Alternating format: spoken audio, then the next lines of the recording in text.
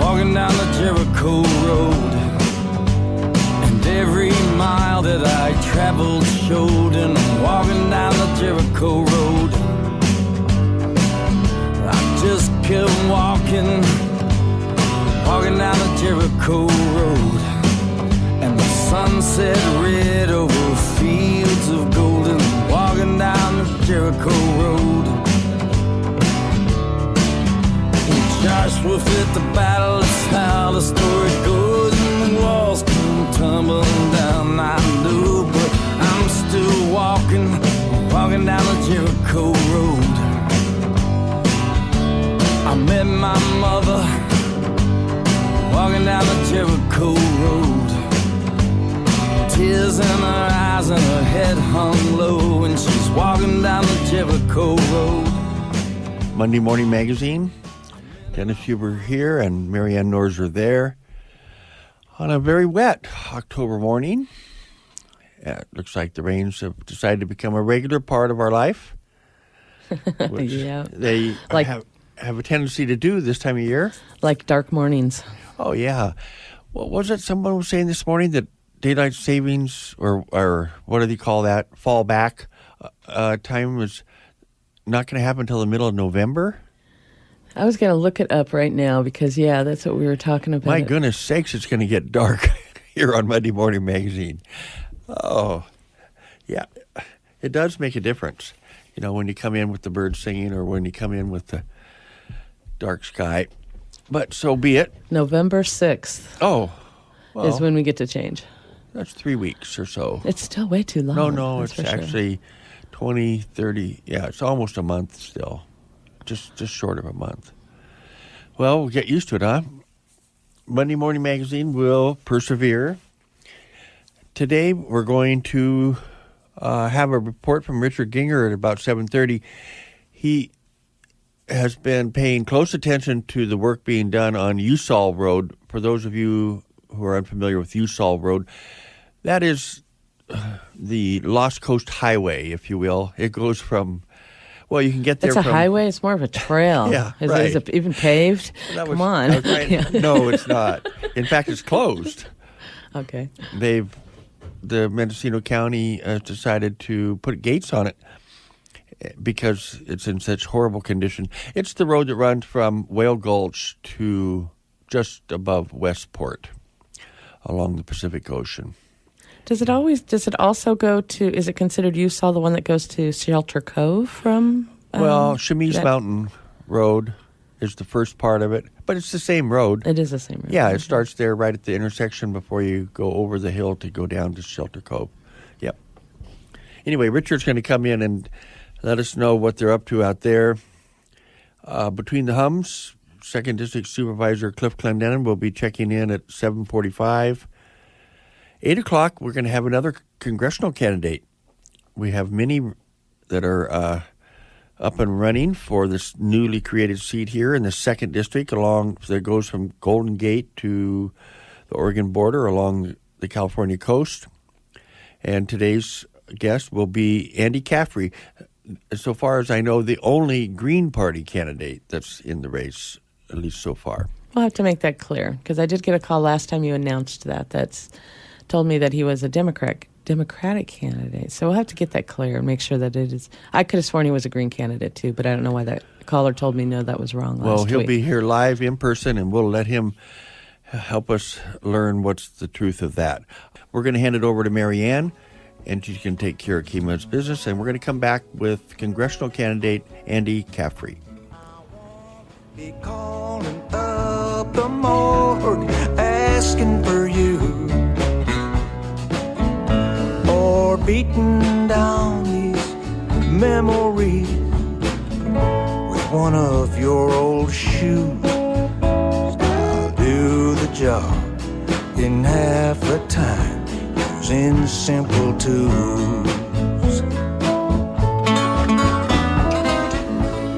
Monday Morning Magazine, Dennis Huber here, Marianne Norzer over there, playing that wonderful new Rycooter CD. I can't get enough of that yet. There's so many cuts on there that I appreciate. And we're joined now by Andy Caffrey, a candidate for the new 2nd District, the district that runs from the Golden Gate Bridge to the Oregon border, and for which there is no incumbent and many candidates. Now, Andy, let's get something straight right off the bat. Are you a Green Party candidate? No, not this election. And so when you're asked the question of your party affiliation, what do you say?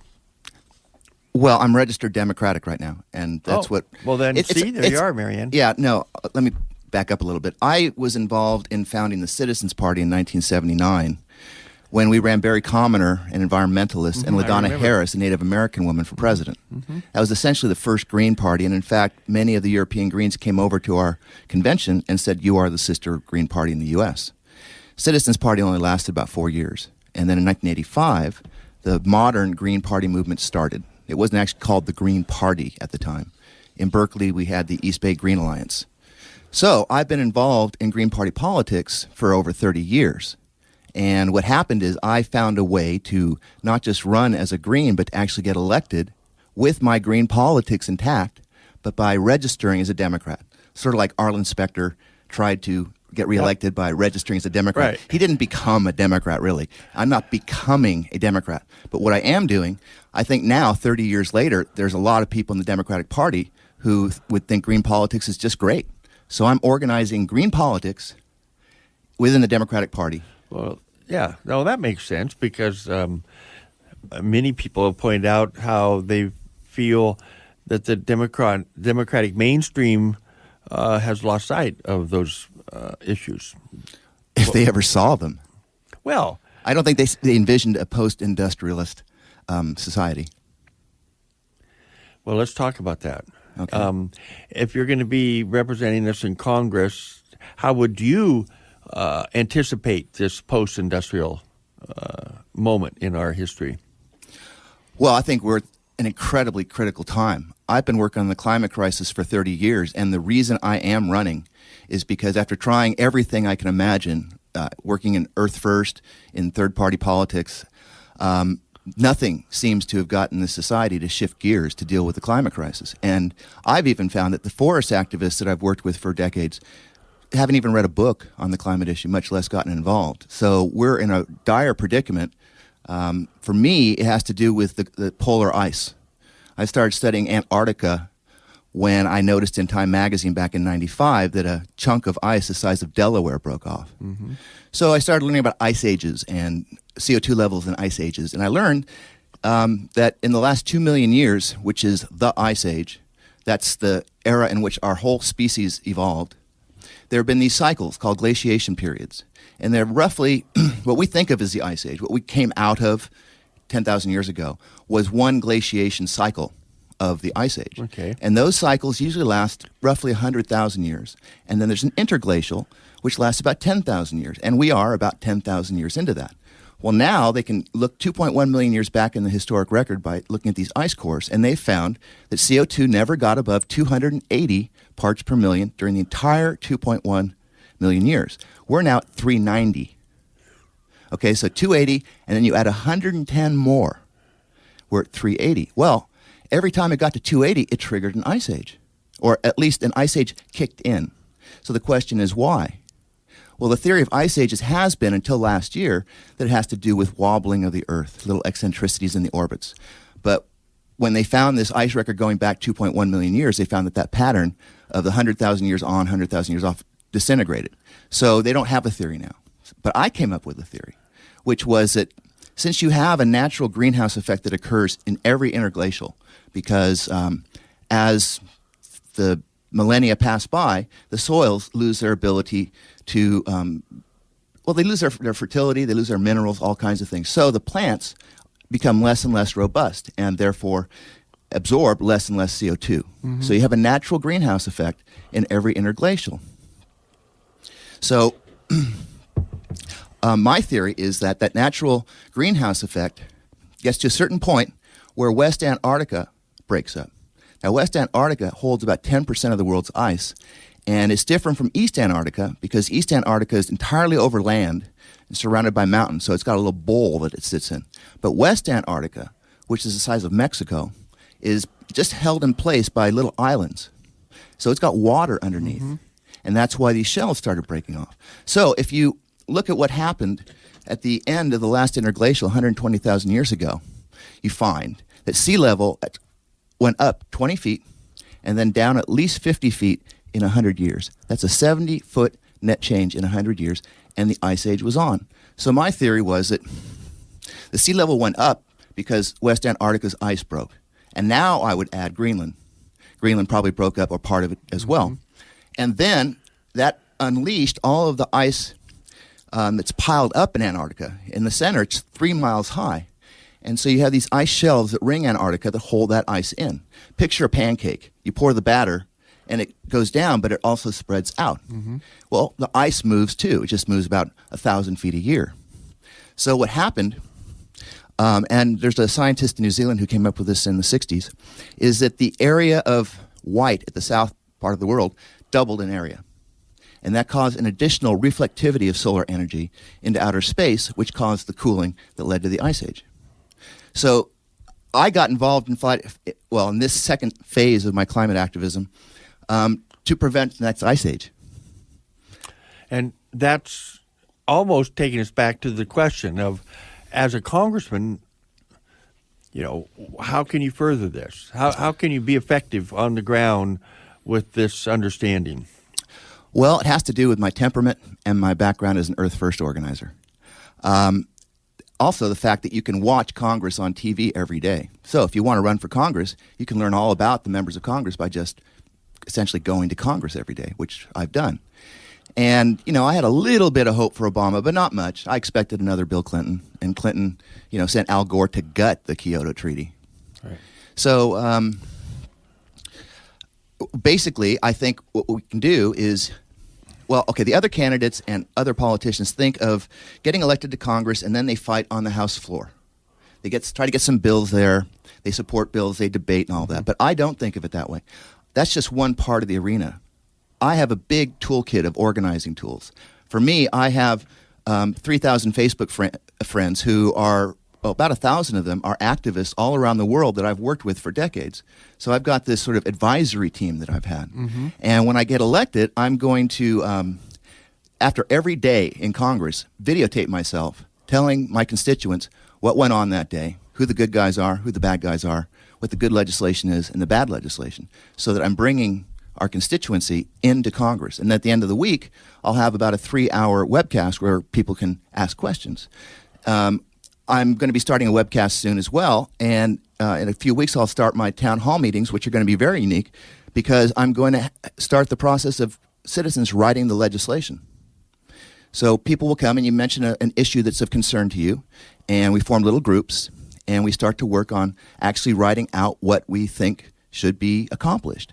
And then next month I come back and people can be working on them in between the visits, but over the course of 7 or 8 months. At a certain point we'll bring lawyers in who can tweak it. But my idea is that I will be introducing legislation actually written by the 2nd District citizens. And so what I'll do is I'll go in there and I will raise hell via C-SPAN to the rest of the country to let them know what the real options are, which is the conversion that I propose in my New Green America proposals, which is a war effort to convert away from fossil fuels and nuclear as fast as humanly possible. And this should be done similarly to how we responded in World War II with a war effort. So I want President Obama to declare a national climate emergency and then announce that kind of a program to rebuild our infrastructure in this country in every community. Because if you think about the fastest way to eliminate greenhouse gases, it's to eliminate their consumption. And transportation is a big part of that. So if you don't have to get things from far away and you get things made locally, you've eliminated a lot of greenhouse gases. So the goal is to rebuild the infrastructure so that everybody can get things as close to home as possible, which means rebuilding the entire infrastructure for all the kinds of products that will be in this new world. It's got to be sustainable, so not all of that stuff is coming back, but all of your food production, your housing, your clothes, the rest of it should be made as close to home as possible. And so it's a huge work program. People talk about creating jobs, but there are some jobs that are bad and some that are good. Bush created a lot of jobs for the soldiers fighting in Iraq and Afghanistan. That's jobs. And in fact, when they come back, they will have lost those jobs and they'll be among the unemployed. Well, in fact, I think many soldiers have gone on record saying that the only reason they are soldiers is because that was the only place they could find a job. Sure, the economic draft. Yeah. Well, okay. The other part, too, is the reason I actually even started thinking about running was there were a couple of events that occurred. First, I read in Michael Moore's book, Dude, Where's My Country?, a chapter called Liberal Paradise. And the liberal paradise is the USA. He has all kinds of statistics, like you have in your Harper's Index there, about Americans. And if you look at the whole agenda, except for some things like gay marriage, most Americans are actually liberal. And so that meant, well, there's a potential then for all these unregistered voters to be mobilized. And then in 2006, there were about 15 congressional races where the candidates won by 5,000 votes or less. To me, that means that the net roots organizers are the ones who made that difference. So I started thinking in terms of margin organizing, that the way we can get corporatists out is to get organized year after year, not just at election time, to support community leaders, people that have respect for what they've done for the community, supported to be the candidates instead of the typical corporatist politicians. And that would require essentially just organizing to beat the margin by which a liberal loses to a centrist or a Democrat loses to a Republican, and that's the goal. So we have a unique district here where 59% say they will vote for a Democrat, 19% say they will vote for a Republican. So here the name of the game is winning the Democratic nomination, which is why I registered Democrat. And before the open primary, that meant that I had to organize half the votes that Thompson got in the primary.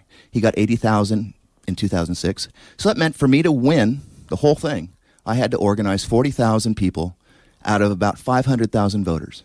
And considering how District 1, before it was changed, the two main industries were wine and marijuana, we have quite a potential to elect this kind of person. And then the idea was that if I can get elected, and I'm not a famous activist like a lot of people like Jim Hightower, then those kind of people can start to get supported by the community. And in 2014, we could have maybe 5, 6, or 7 people who have essentially a green orientation and definitely an anti-corporatist, anti-militarist perspective. Okay. And I see number 3 on this platform is in capital letters, tax the rich.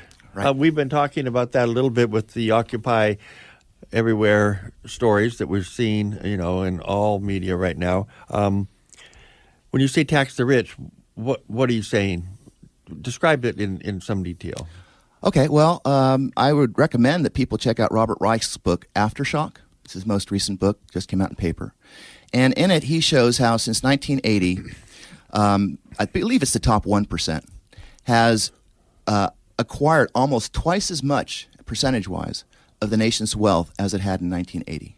And what you see is a percentage of wealth owned by the entire rest of the population, all the workers of the nation, has dropped. So what has happened is that the rich have, like a vacuum cleaner, sucked up the buying power of the middle class. And that's why the economy is tanking. And until that money gets back out into the middle class, there aren't going to be any jobs created because jobs are created by demand. I think the rich owe us for all of the damage that they have benefited from over the years. And I have no problem going back to Eisenhower's 92% upper tax rate. Now, there are to pay for this conversion, which one estimate is about $2 or $3 trillion total. I have other sources for the funds as well. So it's tax the rich. It's to retreat the empire, not just end the wars in Afghanistan and Iraq, but actually pull back from those 150 nations where we have bases, and to end the war on drugs. So those are the 3 sources of funds that I see available for us. And I think most Americans, maybe not the war on drugs, but most Americans can get behind the idea that we should only be using our military and the money we pay for our military to protect Americans and their property here, not to protect spheres of influence for corporations. Well, and a big part of that I see that has to be dealt with is what do you do with the virtual army, the private contractors, the ones that because we've privatized our military expenditures to a great extent, where what used to be done by U.S. forces is now done by corporations that are hired by the U.S. government. Well, one of the tools we have is that all of these things require energy, and in that sense, money, which means if we cut off the funds, then they aren't there. And I think that's one of the things that I can do just as a lone person, is I can make the case that, you know, these are ridiculous expenditures, especially when everybody's suffering. I mean, when SSI has been reduced from the state portion that's funded over $80 in the last few years, I started seeing more of my friends losing their teeth, friends with broken glasses, and I'm sure because of the reduction in mental services, there have probably been more suicides. So I see literally who is killed and whose lives are ruined when they have these budget cuts. And the fact that we're spending, well, they call it the $3 trillion war.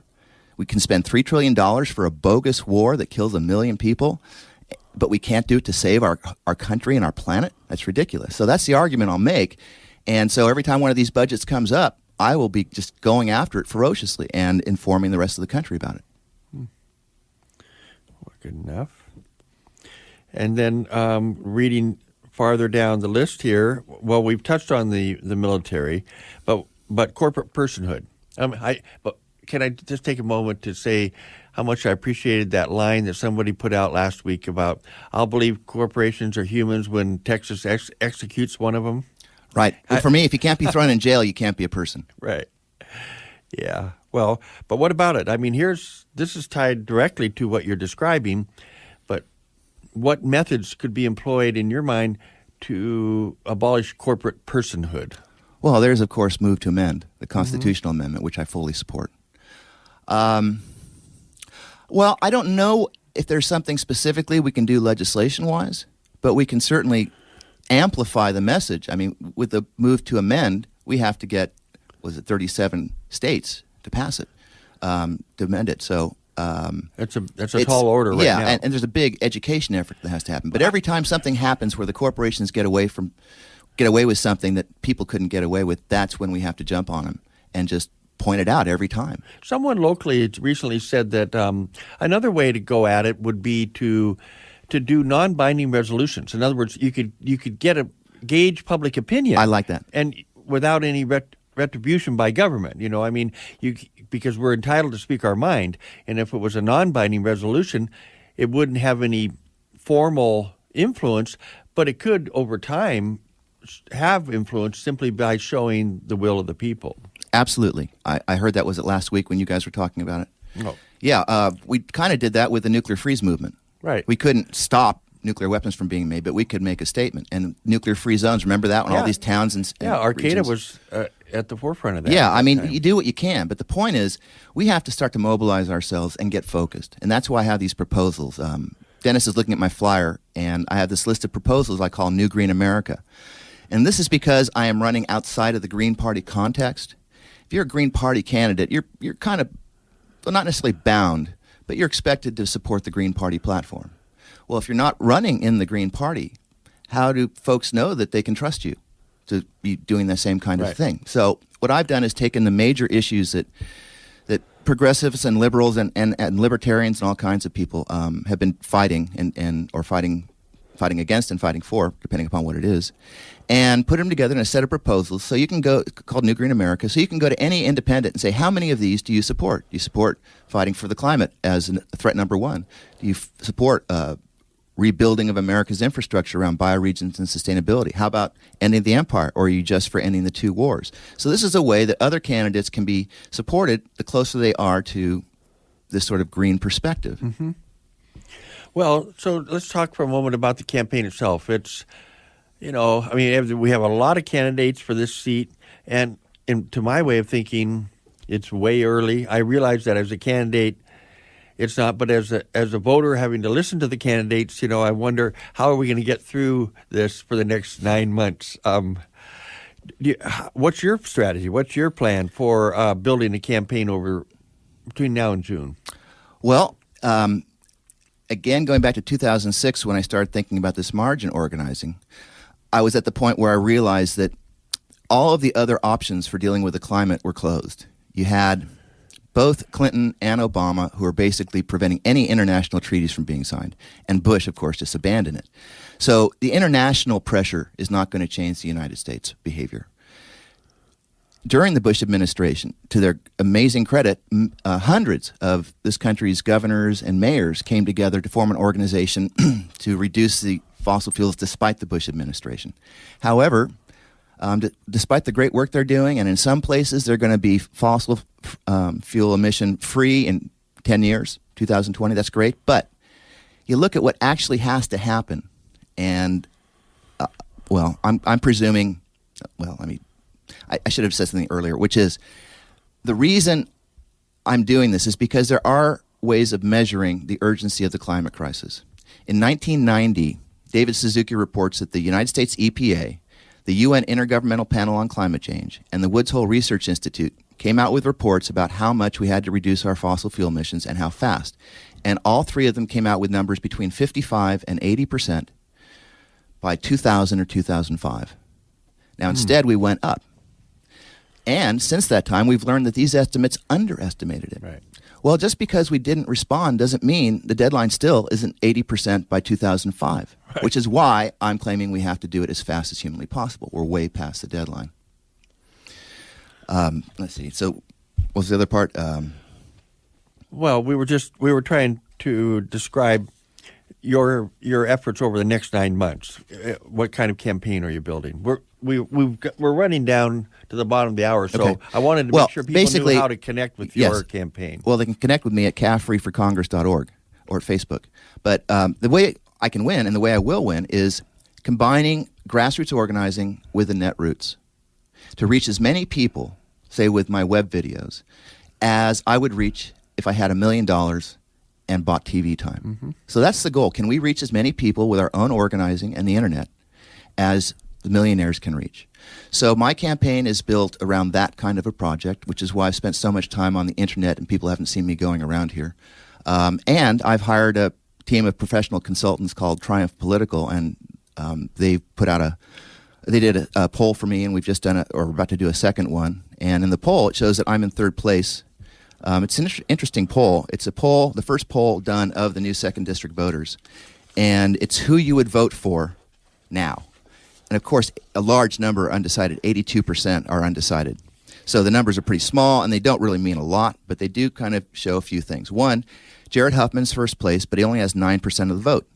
Now, he's the assemblyman for the whole southern part of the district, so 250,000 people know about him. So he should be getting much higher than 9%. He's getting less than 1 out of 5 voters who know him. Second place is Susan Adams with 3%. I'm in third with 2%. Norman Solomon's in fourth with 1%. Stacey Lawson and Tiffany Renee fifth with tied at 0.5%. Now, that's pretty interesting because I already have more support than Norman Solomon does with his $200,000, and I'm just now making my extension into the community. Mm-hmm. Yeah, and then to be fair, we have to mention that since this poll, there's been a Republican candidate that stepped forward. So we have 1, 2, 3, 4, 5, 6, 7. There's a total of 8. 6 of them are from south of Santa Rosa. So I'm the only one with any activist experience up here from north of Santa Rosa. Mm-hmm. So I consider myself the North Coast choice. And then you have Dr. Courtney, who's also from up here. Oh, right. And he's not listed here on this. Yeah, the poll was done before he came in. Okay. Well, we're all but there, Andy. Let's give last words and give people the information so that they can keep track of your activities and join you if they're so desiring. Yeah, well, I am planning to set up these community meetings where we start to work on legislation. So if you're interested in hosting me for that, give me a call at 923-2114.